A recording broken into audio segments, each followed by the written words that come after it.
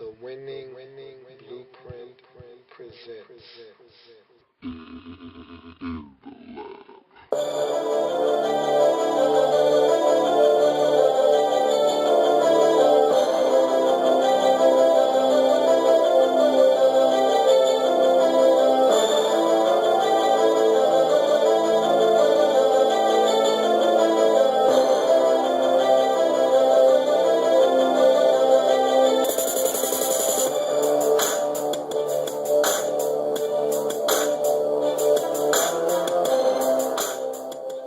In the lab room. Next up, a matchup between two rookie quarterbacks. The first of these starting five members squaring off against each other. The Cleveland Browns are heading to Indianapolis to take on the Colts and Andrew Luck in what should be a very interesting football game. I really think so. Because the Browns are coming off their first win of the season. So now they have something they haven't had all season. Confidence. Hey, we can go out and get it done. Now, they haven't won on the road yet. I said when they won, it was going to be at home. Now they're back on the road. This is a big test for Brandon Weeden. Can you take the momentum that you had from a week ago where you played a very solid football game, took your team to a win? Can you bottle that up and take it on the road? You should have the services of Trent Richardson in this football game. So you take your trusty back, your offense that scored 34 points a week ago with the help of your defense who had a pick six. You take that and you go to Indianapolis and see if you can get another win. Across the field from them is Andrew Luck and the Indianapolis Colts, a team that has been Dr. Jekyll and Mr. Hyde at home and on the road. Andrew Luck has proven that he can get it done at home. So it's going to be a tough matchup for these Cleveland Browns. They got Joe Hayden back a week ago, and that's going to help them moving forward. He's one of the better corners, better young corners in all of football. And so his presence on the field, across the field from Sheldon Brown makes that secondary very formidable. So Andrew Luck is going to have to find a way to not make mistakes. Last week, Andy Dalton made mistakes. He paid for them. They lost a football game. Andrew Luck can't make the same mistake. He can't make mistakes like Andy Dalton did a week ago and think that they're going to win the football game. Andrew Luck can't do what he did last week, and I told you that's a recipe for disaster for this team. You can't throw the football 40, 45, 50 times and expect to win in this league, especially with a young rookie quarterback. The more you throw it, the more likely you are to turn the football over. It's a young quarterback. You're putting a lot on his shoulders. Asking him to throw it 40-plus times means he's more susceptible to throwing an interception, having a pass batted in the air and picked off, making a bad read, forcing it into double coverage. Anything can happen. Run the football. You were missing Donald Brown a week ago. Not sure if he'll be back in the lineup or not. But even if he's not, you have other guys. Run the football. Keep them honest. Let Andrew Luck use the play action fake from that run to work the middle of the field, to work Reggie Wayne on the outsides, to be effective in the pass game. Don't make him drop back 45 times and try to make a miracle happen knowing that the defense knows he's going to throw the football. When you do that, you allow bad things to happen. You make it more easier for bad things to happen. Set this man up for success, not failure. Run the football. And I think at home they will do that, and I think that it's going to be tough for the Cleveland Browns to win on the road. I just don't know if they're ready to do that yet. Give them another 4 weeks or so. They'll be a dangerous team on the road. But right now, I just don't know if they're ready to get a win on the road. And so with that being said, I have the Indianapolis Colts squeaking by the Cleveland Browns 20-16 at home, taking their record to an even 3-3 mark on the season, dropping the Cleveland Browns to 1-6 on the season. Next up on the docket is what I deemed my sole survivor of the week. The Arizona Cardinals, the banged up Arizona Cardinals, are traveling to the Minnesota Vikings to see if they can get a win. I don't see the Cardinals being able to come out of this one with a win. They're banged up. They're one of the most injured teams in the league this year. They're already down their first two running backs. Ryan Williams, gone for the season. He won't be back with a knee injury, or a shoulder injury, excuse me. Beanie Wells has been on the PUP list, or excuse me, he was put on the IR list. He won't be returning for another 3 or 4 weeks. So they're down to their third string running back. You look at their quarterback situation. It was a mess coming into the season. Now their starting quarterback, Kevin Kolb, is down. Who he was starting for the starter, John Skelton, who is now back in the game. And he looked horrible, horrendous a week ago, helping his team lose the football game against the Buffalo Bills at home, a game that they had no business losing. And so now they go on the road against a Minnesota Vikings team that a week ago lost at the hands of the Washington Redskins. And honestly, they played a good enough football game to win in most instances. You beat 70% of the league with the game that the Vikings played against the Washington Redskins. The problem was the Redskins just scored 38 points. The Vikings didn't get it done in the red zone. And they lost the football game, point blank. They made mistakes. They turned the football over. You can't do that on the road. Redskins took full advantage of it. They lost the game. But this Vikings team is a good football team. They're a solid football team. They do a lot of things well. And they're above average football team. They're not a great football team, but they're an above average football team. They don't beat themselves normally. They did a week ago, but that's not the norm for them. They normally don't beat themselves. They force you into mistakes. Take advantage of those mistakes. Score points. Score enough to win. They play good special teams. They play solid defense. And they do just enough on the offensive end to keep them above water, and they win football games. And they're at home, where they've been a very, very good football team. They're 3-0 at home. They haven't lost a game at home this season. Don't expect them to lose at home against the Arizona Cardinals, who are coming in with John Skelton as their quarterback. And I see John Skelton throwing 2 or 3 interceptions in this game. That's what he likes to do. He likes to throw interceptions. The trick for the Minnesota Vikings in this game is stop Larry Fitzgerald. One thing I can say about John Skelton is that he finds Larry Fitzgerald. Maybe more so than Kevin Kolb does. He finds Larry Fitzgerald. He'll throw it up to Larry Fitzgerald. And I think that's always the best option. I don't care what the coverage is, throw it up to Larry Fitzgerald. And John Skelton doesn't mind doing that.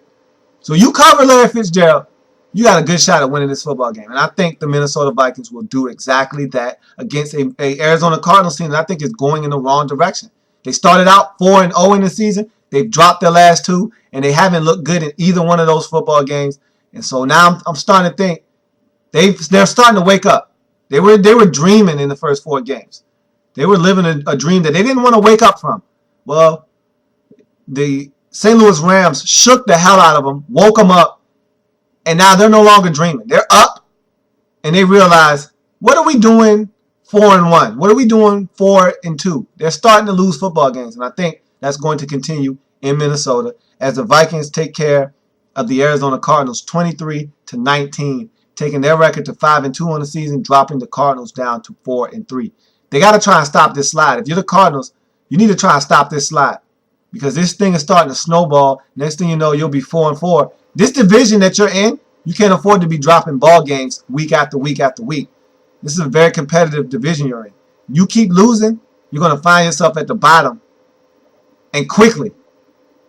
You got to get this thing turned around. It's a good opportunity to do it against the Vikings, but I just don't see you being able to do it with John Skelton at the helm and with this Minnesota Vikings team that is very sound in everything that they do. They're not going to beat themselves. You're going to have to make them beat themselves. You play good defense, Arizona, but I just don't know if it'll be enough to win because your offense might be your undoing in this football game. Next up, the Tennessee Titans travel to Buffalo to take on the Bills. These are another one of those games that I really didn't want to have to pick. This is a tough matchup because you look at what Tennessee did a week ago and you say, man, that was impressive. That was at home. That was the Steelers. Thursday Night Football. You got it done. You look across the field at the Buffalo Bills.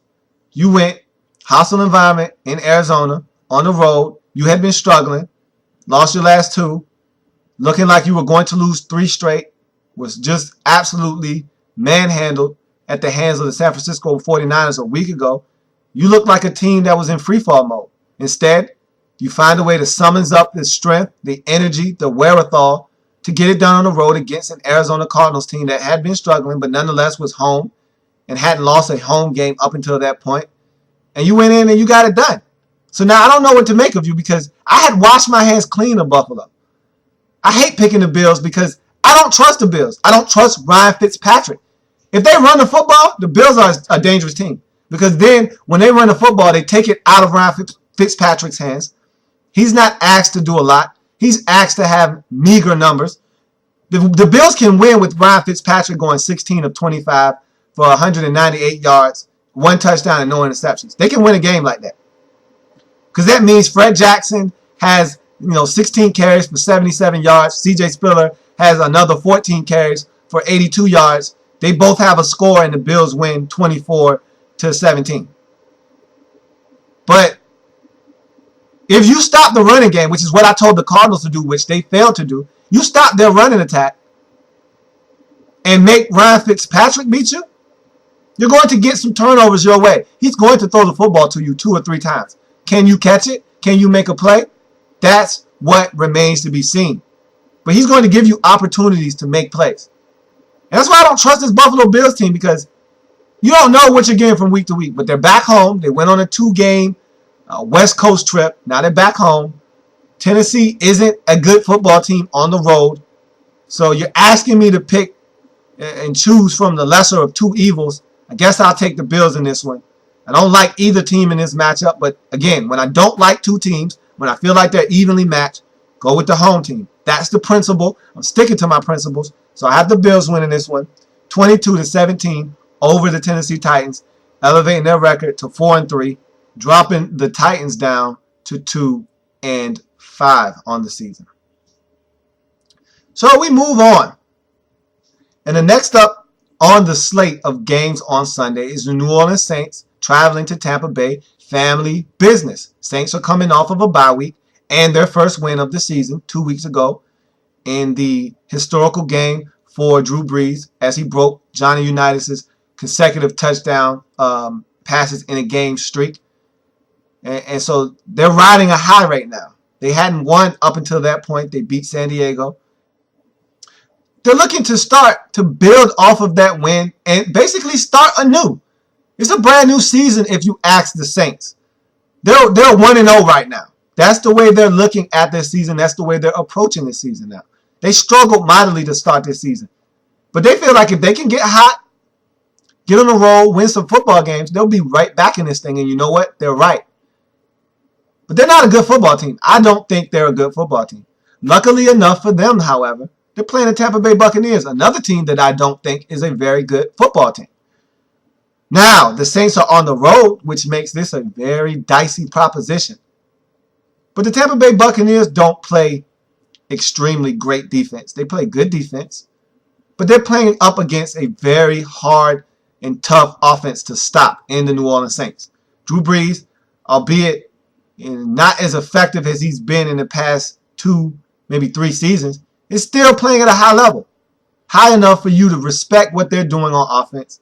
High enough for this team to be able to put 24, 27, 30 points on the scoreboard just about every game. And high enough to win football games when they come up against a team who can't score a lot of points, as the case with the Tampa Bay Buccaneers. Now the Bucs are going up against a defense that can't stop anybody. So if you're the Tampa Bay Buccaneers, you have to feel good about this matchup. We don't score a lot of points, but they don't stop teams from scoring a lot of points either. So how about we go in and do what we did a week ago against a team that doesn't stop anyone from scoring points in the Chiefs, and just ring up a whole bunch of points to see if we can get us another win. That's what the Tampa Bay Buccaneers are going to try to do, but I don't trust them. I trust the Saints more than I trust them. I really don't trust either one of these teams because both of them are struggling. But when you have 2 teams that are struggling, and I just said this, you go with the home team, except when the road team has Drew Brees at quarterback. And so for that reason and that reason alone, I'm picking the Saints. I don't trust Josh Freeman. I don't trust him to win 2 games in a row. I don't trust him to have 2 straight consecutive good performances. And I don't trust this Tampa Bay defense to be able to stop this New Orleans Saints offensive attack. Just don't see it happening. So I see the Saints getting it done 23-20 against the Tampa Bay Buccaneers on the road, taking their record to 2-4 on the season, meanwhile dropping the Tampa Bay Buccaneers to 2-4 on the season as well. Now, I don't trust either one of these teams. Let me state that. Let that be reflected on the record. I don't trust either one of these teams. This is probably a game that I'll come back on Monday and be lamenting a loss over. I'm really not sure about this pick, but I have more confidence in Drew Brees than I do the Tampa Bay Buccaneers. So I'll leave it at that. But I won't be surprised if I come back to you crying about a loss that I shouldn't have gotten. But again, two teams that aren't that good, you just don't know what to expect. I hope I'm on the right side of this. Hope I'm on the left side of this and not the right side, which is usually the wrong side. Green Bay Packers at the St. Louis Rams. Packers had a superb showing a week ago. 2011-esque, dare we say, where they just absolutely ran up the score on the Houston Texans. Aaron Rodgers had the pinball machine going, and it was on full tilt to the tune of 6 touchdowns, no interceptions, up over 300 yards passing, and 42 points on the scoreboard. They were dominant, and that's what we expected from the Packers when this season started. Maybe we were naive to think they would be able to do that again, but nonetheless, that's what we thought we were going to get. Now they're coming up against another team that plays very good defense. In the Rams, they get after the quarterback, something that has plagued the Packers all year because they haven't been able to protect Aaron Rodgers to the best of their abilities. This St. Louis Rams team is a different team at home. They play really good football at home. They play really good defense at home. This is a team that you don't want to play in St. Louis. Jeff Fisher has them playing very solid football at home. They haven't won on the road yet, but they haven't lost at home either. So this is going to be one of those games where something has to give. The Packers are playing really good football, especially on the offensive end. The Rams have not lost a game at home this season, and they play really good defense at home. Someone has to submit to the other. Who's it going to be? I have an idea of who it's going to be. I think it's going to be the St. Louis Rams, because I'm not being fooled by this 3-3 record that they have. They're playing good defense. They're playing tough defense, borderline illegal defense. Doesn't matter. They get it done. However, they don't score points. That was evident last week against the Dolphins. They racked up well over 400 yards compared to the Dolphins less than 200 yards. So we're talking a difference in almost 300 yards of total offense between the two teams. Yet they were only able to scrape together 14 points in that football game. That doesn't translate. 400 and some odd yards doesn't translate to 14 points on the scoreboard. This Rams team has a tough time scoring points. This Packers team can score points. Now their problem is holding leads on the road. They can't afford to blow a lead on the road, because I expect them to jump on this Rams team, just like they did against the Colts 2 weeks ago in Indianapolis. But they blew that lead. I don't expect them to do that again, though. So I have the Packers winning this football game 24-16. They need to hold them down, force the Rams, because they don't mind kicking field goals, force them to kick 3 field goals. They're going to score probably 1 touchdown. That's their 16. You, on the other hand, you need to score 3 touchdowns, kick a field goal, and play defense. Don't allow them to get back in the football game, come from behind, tie it up, and then beat you, as the Colts did. Win this football game right out. Come out, establish that you're the dominant team, you're the better football team. They'll start to doubt themselves, and you got them. But if you let them hang around, you could be in for a dogfight, one that you may not come out of St. Louis with the W with.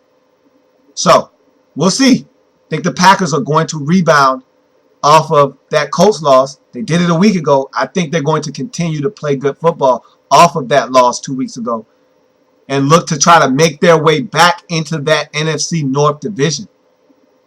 Because the Bears are heads and shoulders above the rest of that division right now. But the Packers, I think, will have something to say about that before this season is done. So we see the Jets next up on the slate taking on the New England Patriots in some family business. Some flat out AFC East, pure, unadulterated, I hate you, you hate me, family business. These are two teams that just flat out don't like each other. Starts at the coaches, works its way down to the players. They just don't like each other. This is the game where we legitimately start thinking about benching Mark Sanchez. I think this is a game where Rex Ryan finally reaches his boiling point because he hates losing to the Patriots. And he knows, again, that if they want to win this division, if they want to make any noise in the AFC East, this is the team they have to go through, the New England Patriots. You want to make a statement? What better way to do it than to go into Foxborough and come out with a W? The Patriots are struggling this year. They're struggling at home. They're struggling on the road. They can be had. The Jets know this. And so they're going to go into this game thinking that they can steal one. But Mark Sanchez has other ideas. I think Mark Sanchez is going to be one of two things in this game. He's either going to be terrible or Mark Sanchez. Either way, you're going to lose the football game.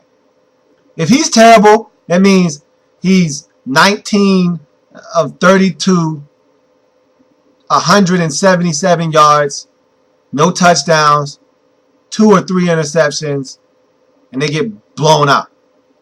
If he's Mark Sanchez, he's 21 of 32 for 197 yards, 1 touchdown, 2 interceptions, inconsistent. They lose a football game. Either way, it's a poor showing by the Jets. Either way, it's a loss. Either way, it's going to be a situation where they're going to be fed up with his antics. Because you can't win in this league if your quarterback is consistently inconsistent, as the case with Mark Sanchez. If there's one thing you know about Tim Tebow, you're going to get consistency. Now, it may not be through the air, but you're going to get it on the ground. You're going to get a consistent week in, week out production out of Tim Tebow that you know you can count on. You can't count on anything from Mark Sanchez. Nothing. The only thing you can count on is the fact that he's unpredictable. You don't know if you're getting the good Mark Sanchez, the 21 of 28 for 278 yards and 2 touchdowns and no interception Mark Sanchez, or the 21 of 33, 198 yard, 1 touchdown, 2 interception Mark Sanchez. That's usually the one that shows up. Every now and again, he'll sprinkle in the aforementioned Mark Sanchez, but for the most part, you get the latter Mark Sanchez. You don't get the one, that we mentioned before. You don't get the aforementioned Mark Sanchez. So I think the Jets are going to really consider making a change soon. After this game, I think that process might be expedited a little bit. That bye week has to be coming up here soon. And I think if you're going to make a change, that would be the time to do it. So I think that this is going to be the game that really sets the Jets back a step, because they feel like they're going in the right direction. I told you, Rex Ryan wants to run the football, and that's what they did a week ago. If you really want to run the football and run it consistently, you put Tim Tebow in the game. Allow your defense to play and not have to worry about, are we going to turn the football over? Tim Tebow doesn't turn the football over. You may not score a whole heck of a lot of points, but you're not going to beat yourself, which is what you do on a regular basis when Mark Sanchez is in the game as your quarterback. So we'll see. I could be wrong. I hope I'm wrong, but I don't think I'm wrong. I just don't like their chances against this Patriots team who can score points. And they got to be mad as hell because they dropped one in Seattle that they should have won. And they know they had that game. They let it slip away, let it slip through their fingers. And now they're home against a divisional rival. It's family business, and they're looking to take care of some family business. They're looking to cause trouble in the family. If they do what they set out to do, which is cause some trouble in the family, they'll be turning to the front pages of the New York Post seeing the Jets talking about playing Tim Tebow. That's what the Patriots want to leave this game doing, causing turmoil for the Jets. Nothing will make them happier. That's what family business is all about, making the other members of your family miserable and you being the one to do it. And that's what I see the Patriots doing to the tune of 27 to 13 against these Jets. I don't even think this is going to be a very competitive football game. Maybe the first half is a little slow. And then the Patriots just run away with it in the second half after Mark Sanchez starts to turn the football over. Maybe he turns it over right away. We know Mark Sanchez is a equal opportunity offender. It doesn't matter if it's first or second half. Doesn't matter if it's first or second quarter. He'll turn it over early. He'll turn it over late. It doesn't matter to him. So can't really put him in a box when talking about him turning the football over. So I see the Patriots getting the win, 27-13, taking their record to 4-3 on the season, dropping the Jets to 3-4 on the season. Next up on the slate of games, this is an ugly one. This is not for the faint of heart. If you like good football, turn away. Jacksonville Jaguars, coming off a bye, are traveling to Oakland to take on the Raiders. This is a repeat of the Ugly Bowl from a week ago. This is the Ugly Bowl Part 2. Last week, the Ugly Bowl consisted of the Kansas City Chiefs and the Tampa Bay Buccaneers. The Buccaneers winning that one. The Chiefs looking like a participant in the Ugly Bowl. I expect this one to live up a little bit better to the hype of the Ugly Bowl than the one last week.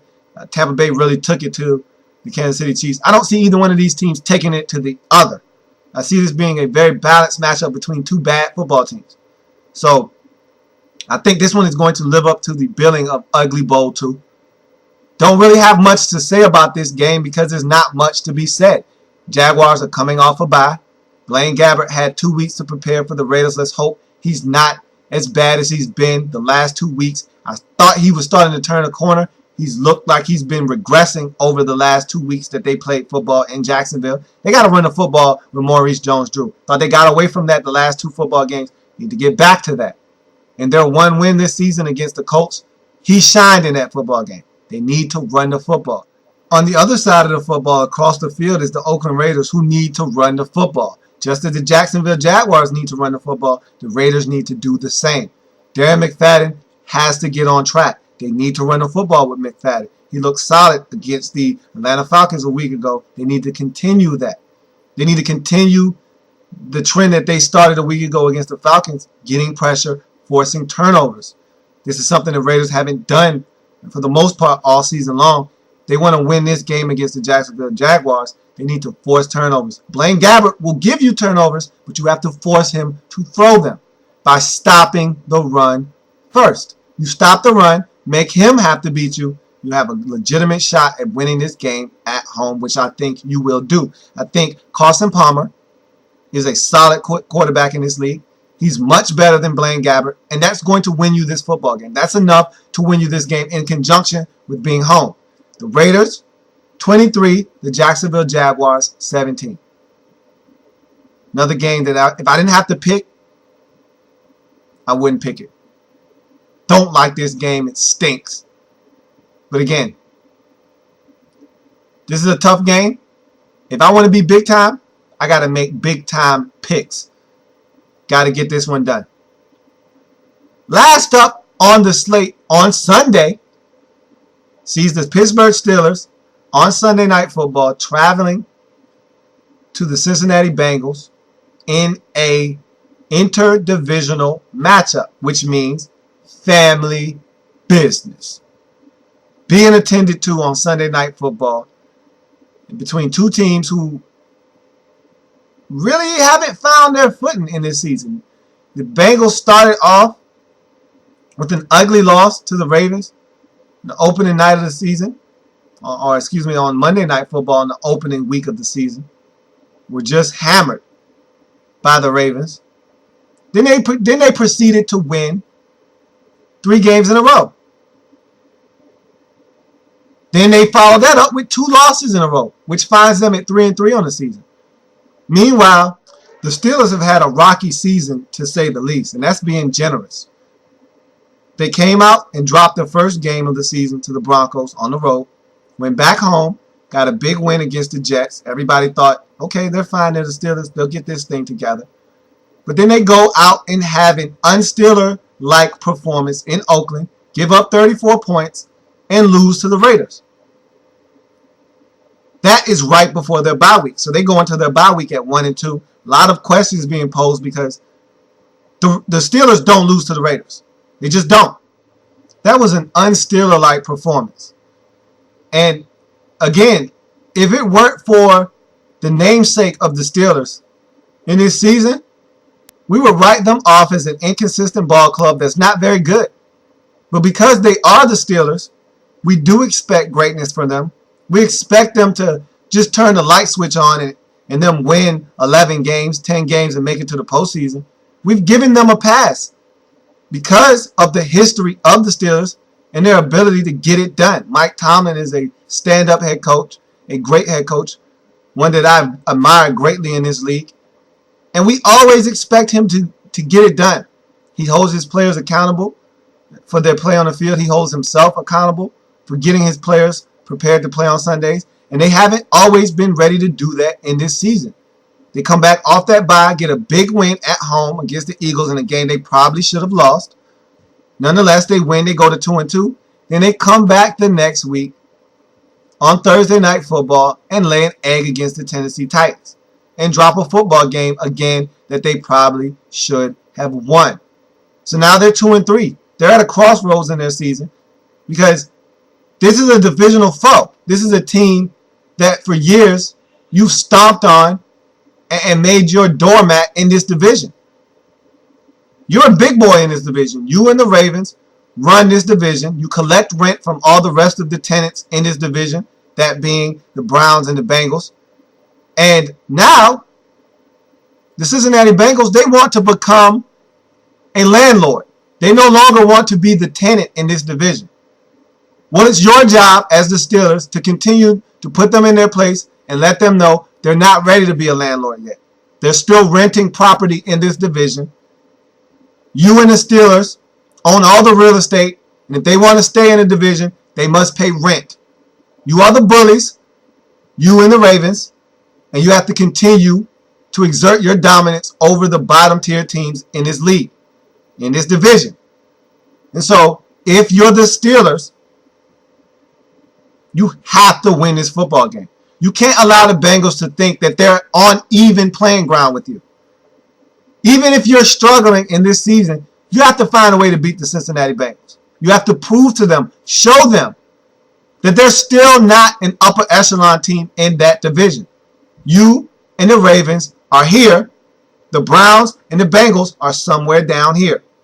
You have to reinforce that. You let them win. You let them beat you on Sunday Night Football in this game. Now you have the Bengals thinking that they're on an even playing field with you. Maybe they've even surpassed you in that division. You don't want them to start thinking that way. So you have to take care of business. You have to run the football with Rashad Mendenhall. I expect to see him back in the lineup. Ben Roethlisberger has been pretty good not turning the football over. This defense has to step up, though. A lot of young parts on this defense. A lot of mistakes being made on this defense. No excuses, though. Mike Tomlin won't allow them.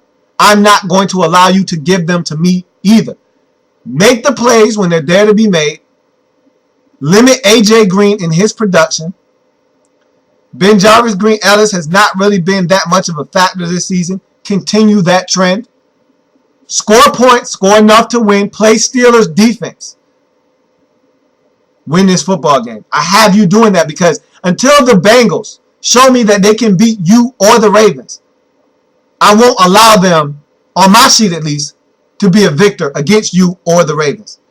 They're not a big boy in my eyes yet. That's still reserved for you and the Ravens. So I'm going to pick you off of past transgressions. I'm going to pick you because I know you've been able to get it done in the past and because the Bengals have not shown me the propensity to get it done in this division against the big boys, against the landlords.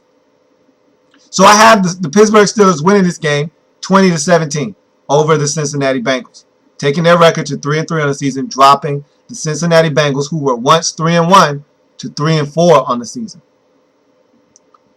And so I'm hoping that those slate of games puts me in a position to get to Monday night. We'll talk about the Monday night matchup on Monday night. Let's hope that these games I just went over helps me and the lab get to the point that we have a shot on Monday night. That's all you can ask for is a shot. Give me a chance. I just want a chance. Let me stick my foot in the door, and I'm coming in. That's all I want. So that's a touchdown. Want to tack on this quick extra point. I'm going to be brief here because this was a long episode. Got a new segment coming to you this weekend. Normally don't post over the weekend, but I've been working on this one for a while, and I got it coming. I got it ready, and I'm anxious, so I'm going to put it out. And it's going to be one that debuts on this Friday, maybe Saturday. But for future references, this show will be aired on Thursdays. So be on the lookout for this on Thursdays. This is going to be a segment that is brought to you on Thursdays in the lab room. But for this first inaugural segment, this first inaugural episode of this new show that I have for you in the lab room, it's going to come to you on a Friday, possibly on Saturday, depending on how long it takes me to work out the kinks. So I want you to stay tuned for that and support it just as you've done the rest of my programs in the lab room. I thank you for joining me today. It's been a long episode. Took us a while to get through it, but we did. And I'm looking for big things this weekend. As I say that every week, my expectations have not changed. There's one less game on the docket, so now there's only 13 games. So even less of a margin of error now, so you need to be even better. If you want to win 10 games, that means you can only lose 3 now. So I got to be big. I mean, if I want to get to the standard that I'm holding myself to, I got to be able to pick these games better. And these teams got to step up. I can only do my part and pick you. You have to go out and win football games. So that's going to do it for this episode of In the Lab Room. I thank you for joining me. Again, I'm your host, Lou. And want to see you back here same time, same place, Monday. And again, you're going to see another new segment that I have developed coming your way this weekend. So keep your eyes peeled, ears open for that.